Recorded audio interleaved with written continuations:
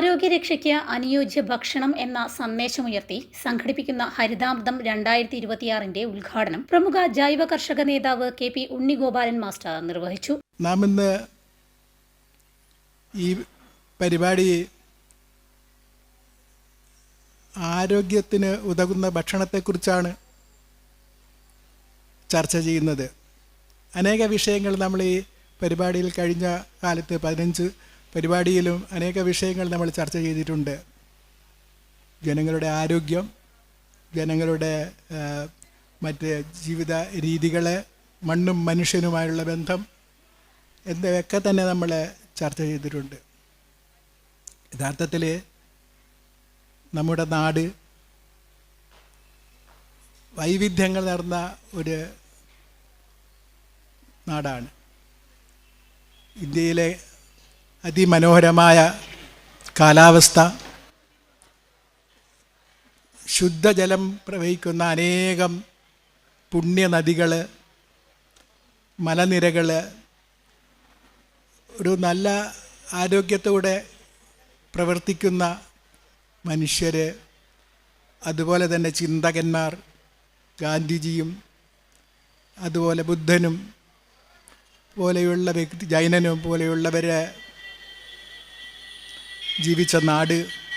ലോകത്തിൻ്റെ നാനാഭാഗത്തു നിന്നും ജനങ്ങളെ കൂട്ടം കൂട്ടമായി ഇന്ത്യയിലേക്ക് ഈ സൗഭാഗ്യം കണ്ടറിയാൻ വേണ്ടി വരികയും ഇവിടുത്തുകാരായി മാറുകയും ചെയ്തു.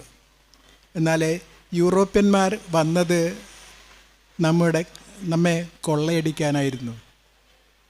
അതവർക്ക് സാധ്യമല്ലാതായപ്പോൾ വിട്ടൊഴിഞ്ഞു പോവുകയും പിന്നീട് അവർ പുതിയ തന്ത്രം ആവിഷ്കരിച്ച് ഇന്ന്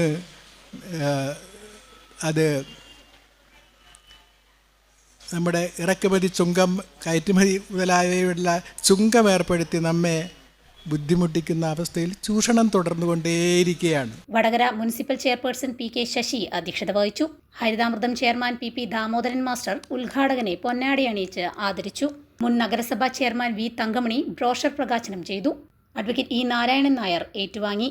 ആലപ്പുഴ ജില്ലാ ജൈവ കർഷക സമിതി chairman Unnikrishna Panicker Cherthala, MC Ibrahim, AV Ganesan, P Sathyanathan, നഗരസഭാ കൗൺസിലർമാരായ P സോമശേഖരൻ മാസ്റ്റർ, ശരണ്യ വാഴയിൽ എന്നിവർ ആശംസകൾ നേർന്നു സംസാരിച്ചു. ഹരിതാമൃതം ഇന്നലകളിലൂടെ ജനറൽ കൺവീനർ പുറന്തോടത്ത് ഗംഗാധരൻ അവതരിപ്പിച്ചു. മൺമറഞ്ഞ മഹാരഥന്മാർക്ക് സ്മരണാഞ്ജലി അർപ്പിച്ച് Harithamritham chief coordinator professor KK Mahmood സംസാരിച്ചു. Mahatma Deshaseva trust chairman T Srinivasan നന്ദി പറഞ്ഞു. ഈ വടകരയിൽ ഈ ഒരു ആശയത്തോടെ അനുകൂലിച്ചുകൊണ്ട് ധാരാളം ആളുകൾ നിലനിൽക്കുന്നു. ഈ ഹരിതാമൃതം എന്ന പ്രസ്ഥാനം നിലനിൽക്കുന്നു. ഇപ്പോഴും നമുക്ക് പുതിയ കാര്യങ്ങൾ അവതരിപ്പിക്കുവാൻ സാധിക്കുന്നു. കൂടുതൽ ആളുകൾ ഈ ഒരു രംഗത്തേക്ക് വരുന്നു എന്ന് പറയുന്നത് ഇത് ഏറ്റവും അഭിമാനകരമായ കാര്യമാണ്.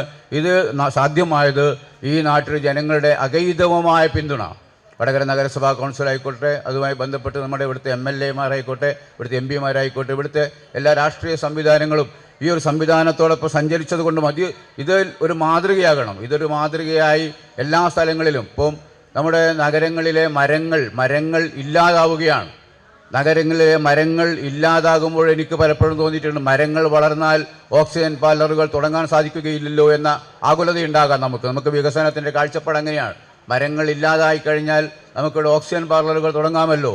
പണ്ട് വീരേന്ദ്രകുമാർ ഒരിക്കൽ പ്രസംഗിച്ചിരുന്നു. അന്ന് പറയുമ്പോൾ ഈ കുടിവെള്ളമായിരിക്കും അടുത്ത വിഷയം. വെള്ളം കാശ് കൊടുത്ത് വാങ്ങേണ്ടി വരുമെന്ന് പറഞ്ഞൊരു കാലഘട്ടമുണ്ടായിരുന്നു. അന്ന് എല്ലാവരും അദ്ദേഹത്തെ പരിഹസിക്കുകയാണ് ചെയ്തത്. പക്ഷേ ഇന്ന് നമ്മൾ വെള്ളം വാങ്ങുകയാണ്. ഡൽഹിയിലും അതുപോലെ പല സ്ഥലങ്ങളിലും ഇപ്പോൾ വായു വില കൊടുത്ത് വാങ്ങുകയാണ്. ഈ അവസ്ഥയിൽ എത്തിച്ചിരിക്കാൻ ഞാൻ